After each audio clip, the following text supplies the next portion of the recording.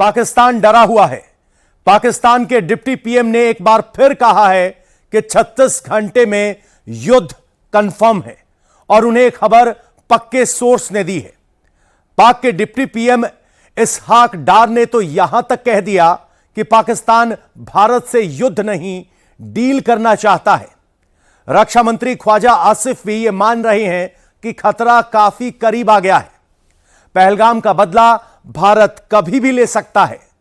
भारत के हमले के डर से पाकिस्तान ने स्कूल, कॉलेज, बैंक, सरकारी दफ्तरों में छुट्टी घोषित कर दी है। पाकिस्तान जितना एयर स्ट्राइक से डरा है, उतनी ही टेंशन ग्राउंड एक्शन की भी है, क्योंकि सेना को स्ट्राइक की खुली छूट दी गई है और भारतीय सेना की 4 स्ट्राइक कोर ने ऑपरेशन ऑन कर दिया है।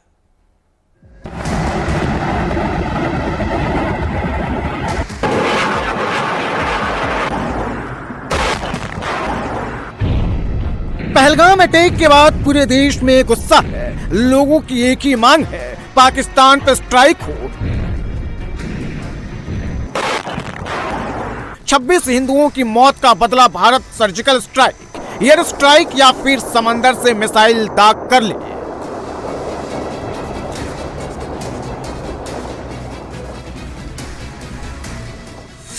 जल, थल और आसमान में भारतीय सेना तैयार है। प्रधानमंत्री मोदी भारतीय सेना को खुली छूट दे चुके हैं। पाकिस्तान को जवाब कब और कहां और कैसे देना है, यह भारतीय सेना तय कर रही है।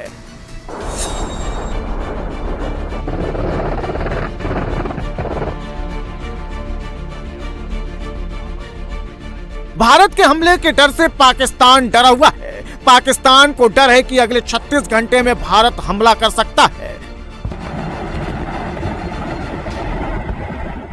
पाकिस्तान ने लाहौर और इस्लामाबाद में अपना एयर स्पेस बंद कर दिया है। स्कूल, कॉलेज और सरकारी दफ्तर को बंद करने का आदेश जारी कर दिया। क्लैश किस किस्म का होगा, क्या उसकी टाइमिंग होगी, ये तो डिपेंड करता है। हमने तो अगर वायलेशन अगर होती है तो हमने तो रिस्पॉन्ड करना है, और जिस तरह का वो इनिशिएटिव लेंगे उसी तरह फिर रिस्पॉन्स भी उनका उसका दिया जाएगा। जिस तरह टाइम गुजर रहा है तो इसके खतरात जो हैं वो बढ़ रहे हैं, कम नहीं हो रहे।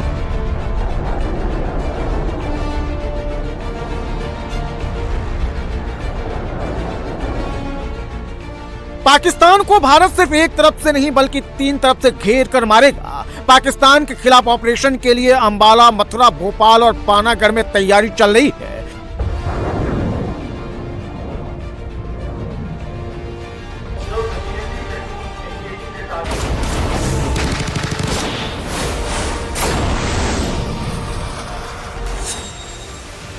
अगले 36 घंटे पाकिस्तान के लिए भारी है। भारतीय सेना पूरी तरह तैयार है।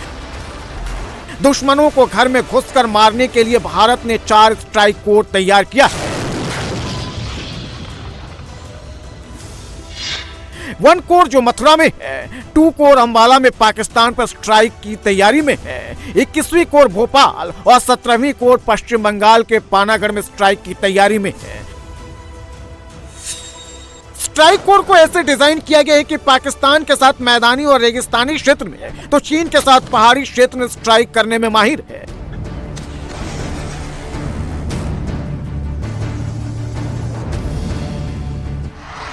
भारत के इन 4 स्ट्राइक कोर का नाम सुनते ही पाकिस्तानी सेना कांप उठी है। ऐसा नहीं है कि भारत के स्ट्राइक कोर से पाकिस्तानियों का पाला पहली बार पड़ेगा, बल्कि इससे पहले भी स्ट्राइक कोर पाकिस्तान में घुसकर तबाही मचा चुके हैं। सबसे पहले बात भारत के 1 स्ट्राइक कोर की। भारतीय सेना के पहले स्ट्राइक कोर की स्थापना 1965 में हुई थी। 1965 के भारत पाकिस्तान युद्ध में इसने सियालकोट सेक्टर में पाकिस्तान को पीटा था। 1971 के युद्ध में बाटला ऑफ बसंतर में भी हिस्सा लिया था। 1921 में इसे उत्तरी कमांड के तहत लद्दाख में चीन सीमा की जिम्मेदारी सौंपी गई। पहली स्ट्राइक कोर में 70,000 सैनिक हैं।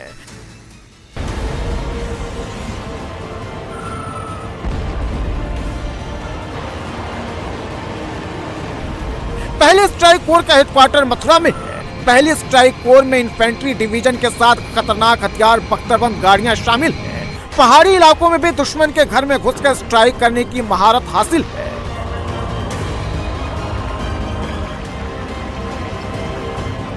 उन्नीस सौ 65 के युद्ध में वन स्ट्राइक कोर ने पाकिस्तान के 144 टैंक नष्ट कर दिए थे।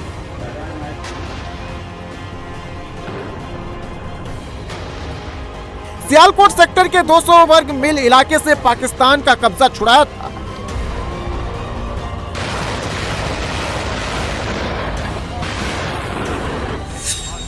ये K9 वज्र तोप है। ये वन स्ट्राइक का सबसे घातक हथियार है। 1 सेकंड में 3 गोले फायर करता है।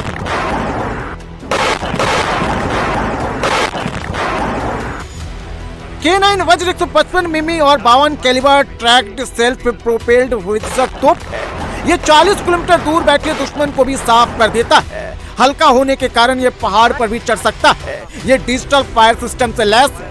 ऊंचाई पर -20 डिग्री वाले इलाके में भी ये दुश्मन को घेर कर मारने में सक्षम है। AM777 विजर तोप भारत के पहले स्ट्राइक कोर को और खतरनाक बना देता है। AM777 अल्ट्रा लाइट विजर तोप है। 155 mm की ये तोपें ऐसी जगहों पर लगाई गई है जहां से पाकिस्तान और चीन दोनों पर घातक हमला हो सकता है। विजर तोप का गोला निकलते ही कुछ ही सेकंड में दुश्मन के टारगेट को तबाह कर देता है। यह भारत के मुख्य युद्धक टैंक T-19 विश्व में है। यह भारत का सबसे भरोसेमंद और ताकतवर टैंक है। अब यह पहले से ज्यादा सटीक और मारक हो गया है। अब चीन हो या फिर पाकिस्तान, इसके गोले जब उन पर बरसेंगे तो दुश्मन को आसमान से मौत दिखेगी। भारत की दूसरी स्ट्राइक कोर अंबाला में तैनात है। इसे खड़गा कोर भी कहते हैं। 2 स्ट्राइक कोर की स्थापना 1971 में भारत पाकिस्तान के युद्ध के दौरान हुई। 2 स्ट्राइक कोर ने पूर्वी पाकिस्तान और आज के बांग्लादेश के खुलना, जैसूर और फरीदपुर पर कब्जा कर लिया था। इन इलाकों से पाकिस्तानी सेना को मार भगाया था। 2 स्ट्राइक कोर के पास मुख्य रूप से पाकिस्तान के साथ पश्चिमी सीमा की जिम्मेदारी है। 2 स्ट्राइक कोर में 4 माउंटेन डिवीजन, 9 इन्फेंट्री डिवीजन और 50 पैराशूट ब्रिगेड शामिल है।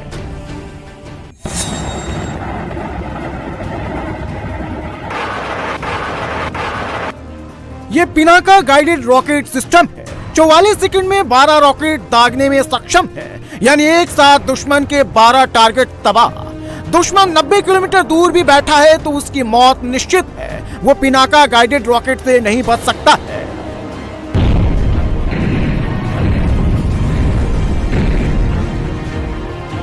इस सिस्टम को कहीं भी आसानी से ले जाया जा सकता है।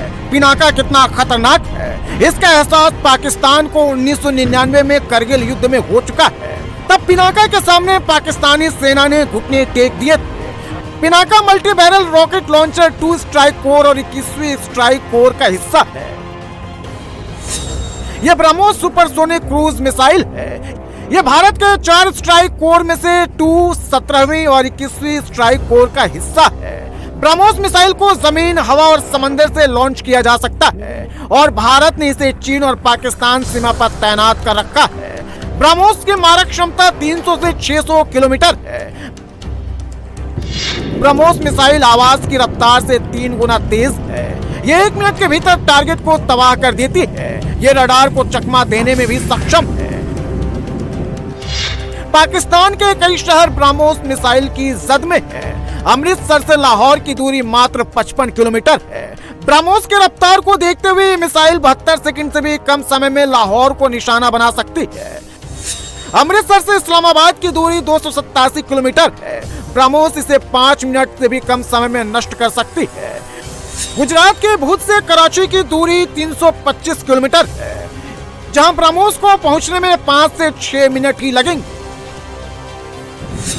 ब्रह्मोस मिसाइल की अहमियत और ताकत को देखते हुए इसे 17 स्ट्राइक कोर और 21 स्ट्राइक कोर में भी तैनात किया गया है। यह भारत का महाबली टैंक T-72 है। यह रूसी टैंक है। 70 के दशक में इसे सेना में शामिल किया गया था, लेकिन अब इसे हाई पावर वाले इंजन से लैस कर दिया गया है। सेना में 2400 T-72 टैंक शामिल है। इस टैंक का वजन 41,000 किलोग्राम है। T-72 टैंक में 3 जवान बैठ सकते हैं। T-72 टैंक के कैनन की लेंथ 9,530 mm है। इस टैंक की ऊंचाई 2,190 mm है। T-72 टैंक की चौड़ाई 3,460 mm है।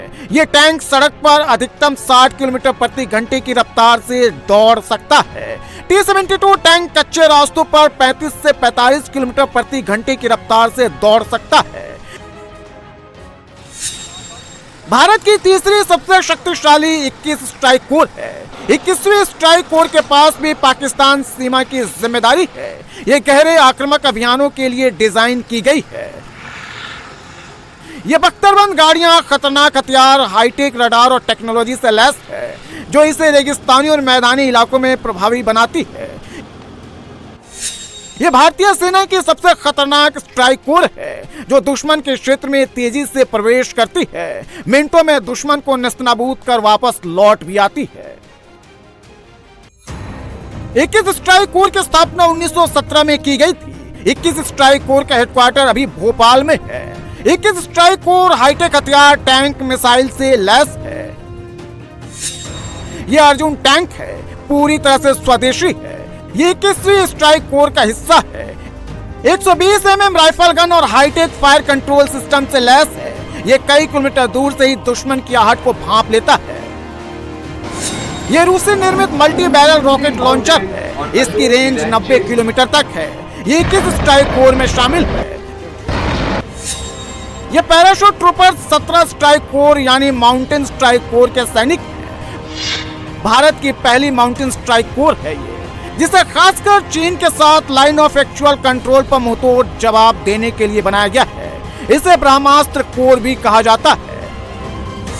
2020 में गलवान घाटी में भारत चीन तनाव के बाद इस कोर को और मजबूत किया गया है। इसमें 10,000 अतिरिक्त सैनिक और हथियार शामिल किए गए हैं।